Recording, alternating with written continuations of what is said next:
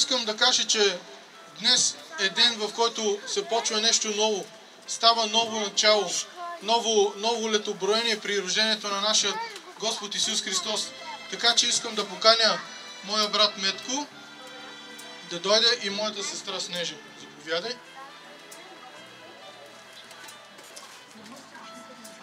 Наистина, моля. Заповядай. Отпред. Казахме, почва ново летоброение, казваме, че има ново начало, казваме, че се случва нещо ново. Така че, моят брат Метко има думата, да разбереме всъщност какво е това ново начало. Алелуя! Бог да ви благослови, брати и сестри. Малко се притеснявам, но няма как. Пасторе, виждаш ли ме?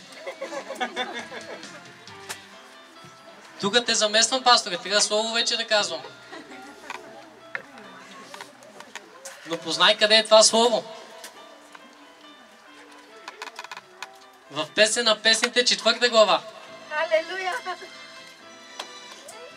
Снежи, това са едни думи, които искам да ти кажа. Моля за малко тишина, моля ви се. Чакайте, де. Ето красива си, любима моя. Ето красива си. Устните ти са сладки като червен... Устните ти са сладки. Сладки са сладки. Като червена прежда и устата ти е сладка. Ти си цялата красива, любима моя, и недостатък няма в тебе. Колко прекрасна е твоята любов, сестро. По-добра от виното и е твоята любов, благоуханна и така нататък. Добре, да бъде слава на Бога. Така. Малко всички се притеснявате, нали? Ама не колкото тебе, брат. Аз се притеснявам малко повече, но слава на Бога. Така, с тези думи искам и тук и пред цялата църква. Няма да си ядеме боя, спокойно. Но ако ти го бях казал на друго место, можеш и да ме пиеш. Ама тук пред всичките няма как. Така, помагай малко. Срещи с Оливер.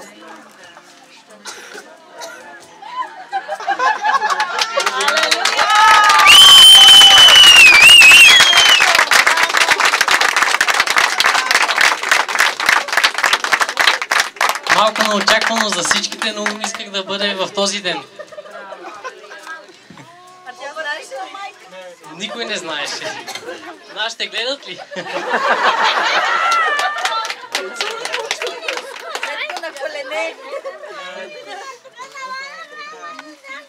На колене няма да застана, защото на колене само пред Господа трябва да заставаме. Нали така, пасторе? С този пръстен аз искам с теб да си прекараме целия живот, да бъдем благословени в Господа и Божията воля да бъде. Ще се умолиш ти за мене? Да. Мощно. Силно. Алелуя. Може да целунеш буквално годиницата ти. Алелуя. Бог да ги благослови. Случват се прекрасни неща.